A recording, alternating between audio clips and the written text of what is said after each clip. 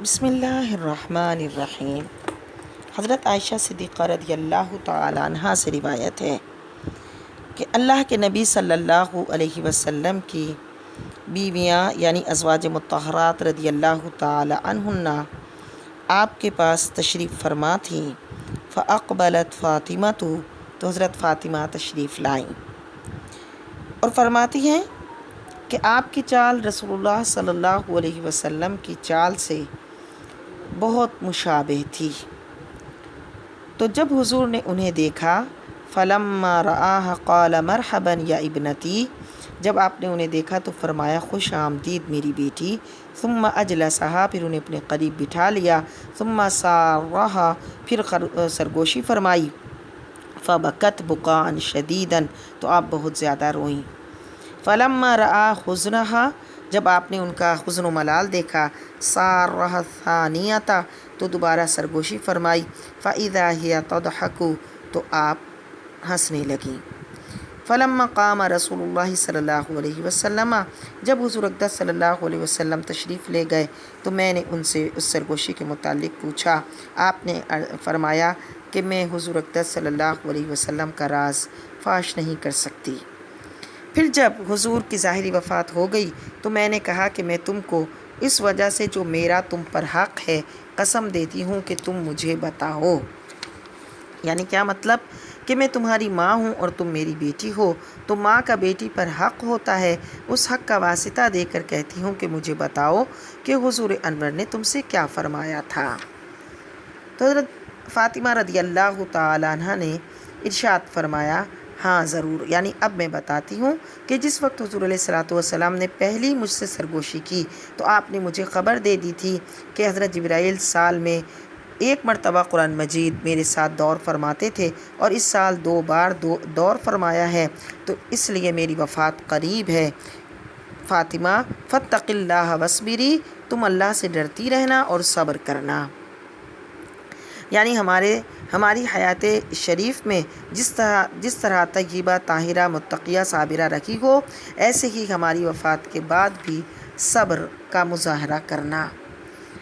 پھر جب میں رونے لگی تو حضور نے میری گھبراہٹ اور رونا دیکھا تو مجھ سے دوبارہ سرگوشی کی اور فرمایا فاطمہ کیا تم اس پر راضی نہیں ہو کہ تم مومنوں کی بیویوں کی جنت میں سردار ہو؟ یا پھر ایک روایت یہ ہے کہ آپ نے فرمایا کہ تم میرے گھر والوں میں سے سب سے پہلے مجھ سے ملنے والوں میں سے ہو؟ تو میں اس بات پر ہنسنے لگی۔ فاطمہ بنا ہے فتم سے بمانا دور ہونا، اس لیے جس بچے کا دودھ چھڑایا جائے اسے فطیم کہتے ہیں۔ چونکہ اللہ تعالیٰ نے حضرت فاطمہ اور ان کی اولاد اور ان کے محبین کو دوزخ کی آگ سے دور کیا، اس لیے آپ کا نام فاطمہ ہوا۔ آپ کا لقب ہے بطول اور زہرا۔ بطول کا معنی ہے منقطع ہونا، کٹ جانا، جیسا کہ ہے وتبتل الیہ تبتیلا۔ چونکہ آپ دنیا میں رہتے ہوئے بھی دنیا سے الگ تھیں لہٰذا بطول لقب ہوا۔ زہرا بمعنی کلی، آپ جنت کی کلی تھیں، آپ کے جسم سے جنت کی خوشبو آتی تھی۔ حضور اقدس علیہ الصلوۃ والسلام سونگھا کرتے تھے، اس لیے آپ کا لقب زہرا ہوا رضی اللہ تعالی عنہا۔ بطول و فاطمہ زہرا لقب اس واسطے پایا کہ دنیا میں رہیں اور دیں پتہ جنت کی نگہت کا۔ آپ سر سے پاؤں تک ہم شکل مصطفیٰ تھیں، آپ کی چال ڈھال ہر وضاقتہ حضور کے مشابہ تھی، اللہ کے رسول کی جیتی جاگتی تصویر تھیں۔ رسول اللہ کی جیتی جاگتی تصویر کو دیکھا کیا نظارہ جن آنکھوں نے تفسیر نبوت کا۔ اللہ کے محبوب صلی اللہ علیہ وسلم جب فاطمہ زہرا کو آتے دیکھتے تو خوشی میں کھڑے ہو جاتے، پیشانی اور ہاتھ کا بوسہ دیتے، اپنی جگہ پر بٹھا لیتے۔ اور اس کلی کے پھول حسنین کریمین تھے جن کو اعلیٰ حضرت نے یوں بیان کیا کہ کیا بات رضا اس چمنستان کرم کی، زہرا ہے کلی جس میں حسن و حسین پھول۔ اور اس میں آپ نے استدلال اس حدیث سے کیا ہے کہ حضرت ابن عمر رضی اللہ تعالیٰ عنہ فرماتے ہیں کہ حضور اقدس صلی اللہ علیہ وسلم نے ارشاد فرمایا حسن اور حسین میرے دنیا میں 2 پھول ہیں۔ امام مالک فرماتے ہیں کہ طہارت نفس شرف نسب میں جناب فاطمہ زہرا کے برابر کوئی نہیں۔ اللہ کے محبوب صلی اللہ علیہ وسلم نے ارشاد فرمایا، فاطمہ تو بدعۃ منی فمن اغضبها اغضبنی، فاطمہ میرے جگر کا ٹکڑا ہے، جس نے انہیں ناراض کیا اس نے مجھے ناراض کیا۔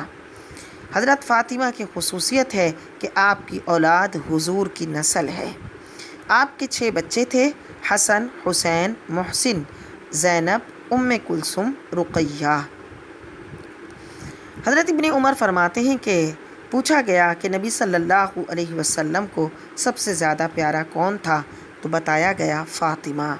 پھر کہا گیا کہ مردوں میں کون؟ تو فرمایا ان کے شوہر۔ لیکن اتنی محبت کے باوجود اپنی صاحبزادی کی تربیت ایسی فرمائی کہ جب وہ غلام لینے گئیں تو وظیفہ عطا فرما دیا۔